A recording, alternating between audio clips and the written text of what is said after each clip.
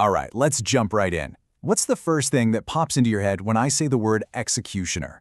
I'm guessing it's a big guy in a black hood, probably holding a giant axe, and maybe enjoying his work just a little too much. But what if I told you that whole picture is basically a myth? Today, we're going to dig deep into the surprisingly complicated history of this job to see how it really evolved. Yeah, this quote from our source material really nails it. Faceless psychos, that's the stereotype, right? But the real story that history tells us, oh, it's so much weirder. It's a story about being totally isolated from society, having these bizarre professional rules to follow, and just struggling to exist in a world that desperately needed you, but also couldn't stand the sight of you. So that's exactly what we're going to do in this explainer. We're going to tear that myth apart. We'll peel back the layers of history and look past the hood and the axe to find the actual human being who had to do this grim job. And trust me, what's hiding back there is probably not what you're expecting. And this really lays it all out for us, doesn't it? On one side, you've got the myth we all know, the sadistic, barbaric monster. But on the other side, there's the reality. A person who is often lonely, bound by a whole lot of rules, and just completely and totally misunderstood. To really get this, we gotta go way, way back. Back to a time before the executioner was even a thing. Because in the earliest human societies, justice looked completely different. It wasn't one person's profession. It was a group activity. Here's our roadmap. We're starting in the Stone Age, when it was a group effort. Then we'll see the first real rules pop up in the Bronze Age. After that, we hit the medieval era, where the professional executioner is born and immediately becomes an outcast. Then, things get super formal in the 1800s, and we end up in the modern day with these anonymous systems. I mean, think about it. Back then, there were no prisons or courts. The survival of your tribe was everything. So if someone threatened the group's safety, dealing with them was everybody's responsibility. It was simple, it was brutal, and it was deeply personal. It had to be done to make sure the tribe could survive. So as societies get bigger and more complex, we start to see the very first attempts to put rules on killing.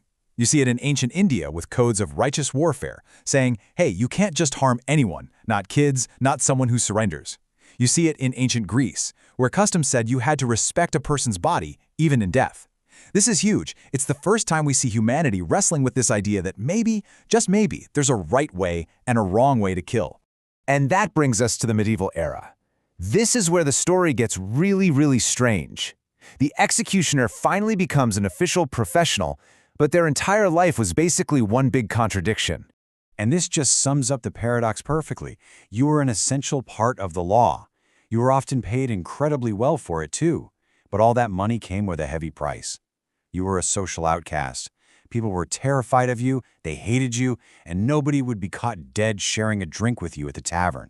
Can you imagine that? Being vital to your society, but also completely rejected by it? For centuries, the rules of the job were mostly unwritten customs, but then we hit the 1800s and bam, everything changes. We slam headfirst into an age where every single aspect of execution starts getting written down and codified into law. And this is the major turning point, the Lieber Code. It introduced a concept that sounds, well, kind of crazy, right? A cruel-free execution. But this was a massive shift. For the first time, a written law made it crystal clear that the goal was not to make someone suffer, the goal was simply to be efficient. And this is the heart of it. Suddenly, an executioner wasn't just being judged on if they did the job, but how they did it. If they were intentionally cruel, if they inflicted extra pain just for the heck of it, they themselves could be punished. The job was no longer about vengeance. It was now about procedure. This whole drive to make execution a detached, procedural thing leads us straight to the modern era. And this is where the role evolves into its final form, an almost entirely anonymous system designed to remove the person from the process. And you can see how we got here. First, the Nuremberg principles establish that everyone is accountable for their actions, no matter how powerful they are. Then, the Geneva Conventions really hammered home this idea that you must preserve human dignity even during punishment. All of this led directly to our modern systems, where the executioner is often just a button pushed by an anonymous official, or a machine carrying out a program, all designed to remove that personal, barbaric element from the past. So, after this whole journey through thousands of years of pretty dark history, what's the big takeaway? Well, when you look at the whole story, there's this strange, almost morbid silver lining. From the very beginning, with wooden clubs in the Stone Age, all the way to today with 157 articles of military law, it seems we've always been trying to put rules on our own violence. Even in our absolute darkest moments as a species, we have this weirdly persistent need to control and civilize our most brutal instincts.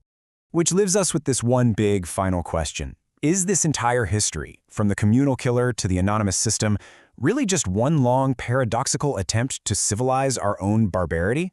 Are we always just trying to find a little bit of humanity in the most inhumane of acts? It's definitely something to think about.